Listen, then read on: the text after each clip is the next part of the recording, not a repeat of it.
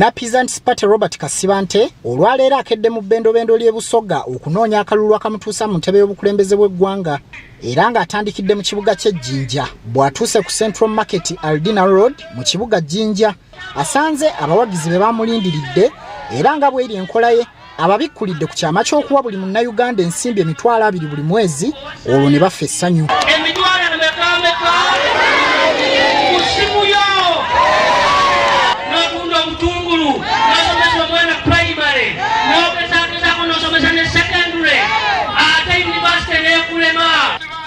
Kasibante y'omu asuubizza bannabusoga okugogola obuli bw'enguzi obukudde ejjembe mu ggwanga lino nga kino wakukitandikira ku bakulembeze nga ba RDC abatakolera bantu. Kakati buli disitulikiti erimu ba RDCs bameka bana naye buli RDC alina emmotoka yaffe eya gavumenti alina omusirikale afuna amasirikale afuna amafuta gabwere. Ono aliko wasanze bazannyira akazannyo k'amatatu naye kwe kukeetabamu kyokka bagusaze gwakatandika n'awangulwa. Ng'ayita mu njegoyego z'ekibuga Jinja agudde ku bakyala abatunzi b'emmere n'amanda olwo ne gubula asala.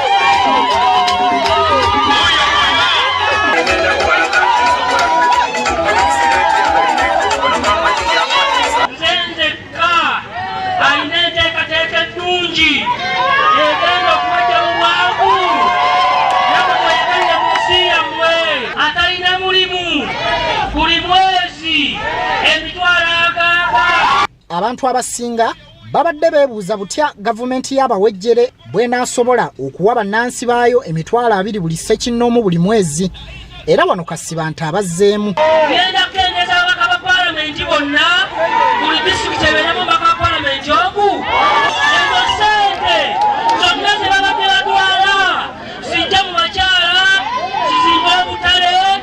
Yadde guli gutyo Bannajinja balaze obutali bwenkanya obubakoleddwako gavumenti eri mu buyinza nga muno mwe muli okubaseera amasannyalaze kyokka nga gasibuka mu kitundu kyabwe. Amasannyalaze gasookera wa Jinja naye lwaki mutwala katanga ku masannyalaze munakolanga ki ku bintu ngaffe tusaba amasannyalaze mugatematemako bwagenda ku nkulu bannange mutubeererewo tunakuwa akalulu kaffe ogenda kakuuma otya. Olunaku lw'enkya munnakibiina ki National Peasants Party Waakutalaaga disitulikiti y'e Mayuge ne Bugiri mu kwesaggulira ekkubo erimutuusa mu ntebe enkulu ey'eggwanga. Nze Hassan Kasagga mu bitundu by'e Jinja. Webale Hassan Kasagga amyuka